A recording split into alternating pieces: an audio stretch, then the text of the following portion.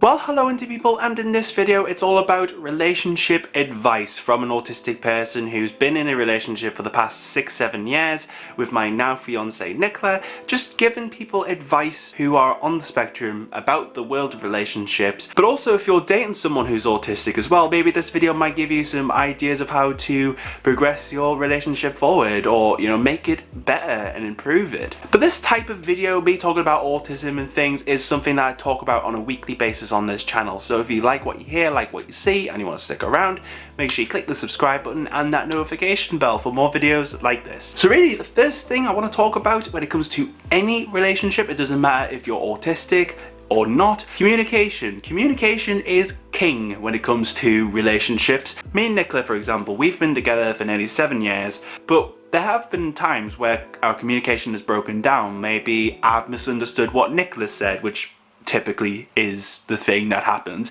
or maybe Nicola misunderstands what I'm trying to say or trying to put across, because that can happen as well. So really, I think when it comes to relationships and you're with someone, it's just about being open and honest with that person. Like when me and Nicola first started dating back in 2013, we just wanted to be with each other all of the time, but it just came to a point where I kind of realised that I needed my own space at times, because I'm that sort of person that likes to be alone sometimes. Not because I am a lonely person, but it's more the sense of I just need my own space to clear my thoughts, which I think everyone can respect that really. But the thing is, if you need your own space from time to time, it's important to communicate that with your other half, your partner, your girlfriend, your boyfriend, whatever the case may be. But with communication in mind, if you're someone who's not autistic and you're dating someone that is, telling them how you feel verbally and being honest about it can really help.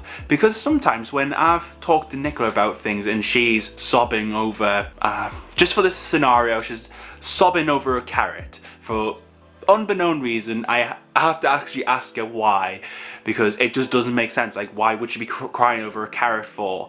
It might not actually be the carrot that she's crying over, but it's something that's happened during that day. But because it's not painfully obvious to me as an autistic person what she's upset about, being open and honest with autistic people in a relationship type of setting can just really help that communication. But also, if you're upset about something, or if the other person is upset about something, talk to them about it.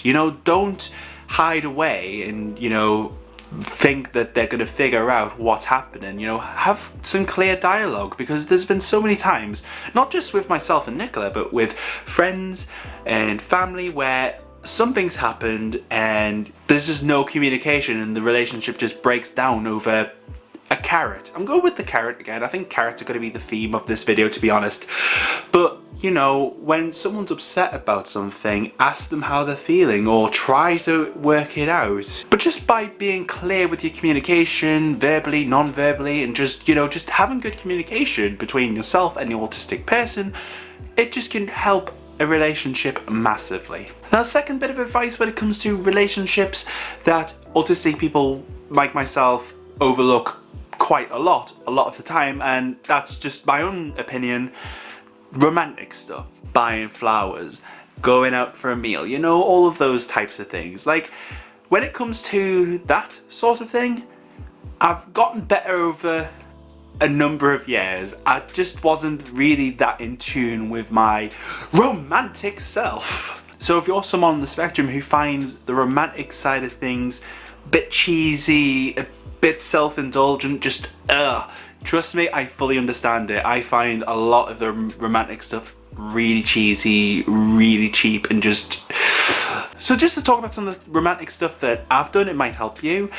I've bought flowers for Nicola, not just for Valentine's Day, but also for times when she's stressed about something. Maybe she's been ill, or she's had a really stressful time. Another romantic thing I've done, I cooked a meal for Nicola. It was last year. That was probably the last time I cooked a meal for Nicola, but it was nice to do something that she would normally do, because basically Nicola does all of the cooking because I just can't be trusted. I mean, I nearly blew myself up in my own home with the Hoover.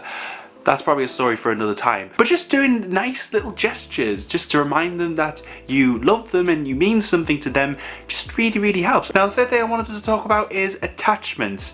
Now, when it comes to relationships and you find someone, you really love them or you really like them, you can become fixated with that person. You just want to spend all of your time with this person because you find happiness from that and you just feel fulfilled. You just feel excited to be around this person. You just feel a sense of enjoyment that you didn't have before.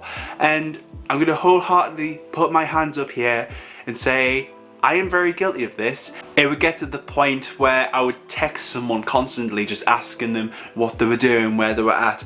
Not because I didn't trust them, but because I felt like I was missing out because I wasn't with the person at the time, if that makes sense. I just felt lost and I just didn't know what to do because I was in this new relationship with this person. And you know, it took me a long time to realize that being massively obsessed over someone is just not a healthy thing to do.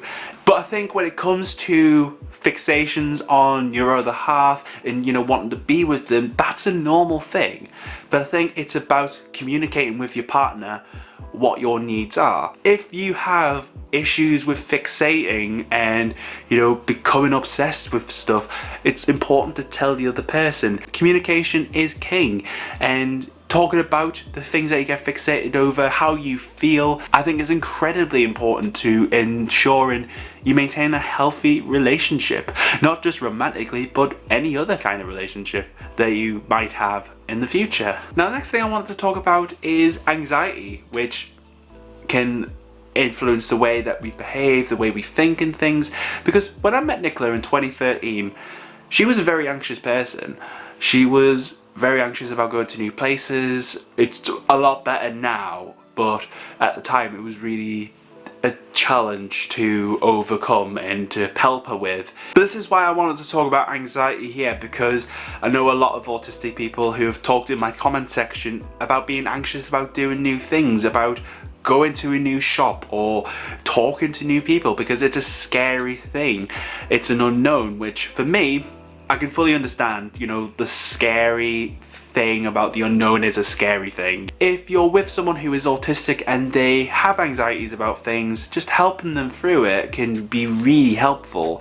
And even though Nicola was really anxious in the beginning of our relationship, you know, she's turned her life around and, you know, she's confident, she's just her being her, but she's also helped me with my own insecurities and my own anxieties about things, such as being good enough for people. You know, she makes me feel fulfilled and she makes me happy. And, you know, that's the thing with a relationship.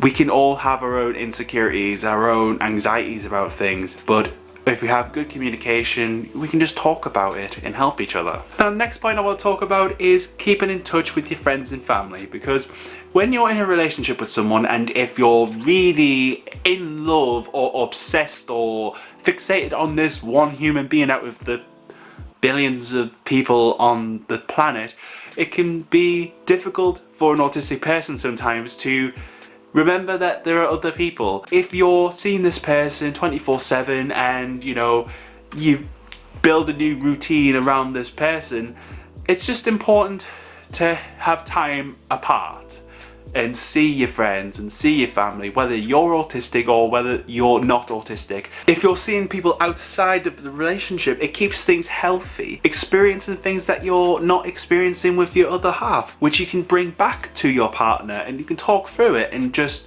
I don't know, you grow as a person by continuing to see your friends and your family, and you can experience stuff that you think you would never do, but somehow your friends coax you into it and you just have a great time because of it. But also as well, I have to be frank here, relationships do end and, you know, things can peter out and just fade and stuff that we don't like talking about as people. You know, we don't like talking about the negative stuff because it's hard to talk about. If that ever became the case with you or your other half, if you have an open and honest relationship with your friends and your family and you see them regularly, then you have people around you who can pick you up so they can be there for you if you need help. Like, I've had a couple of relationships before where it ended badly Like, I made mistakes in previous relationships and people were there for me, basically telling me that I'm an idiot, which the people that did, you were absolutely right to,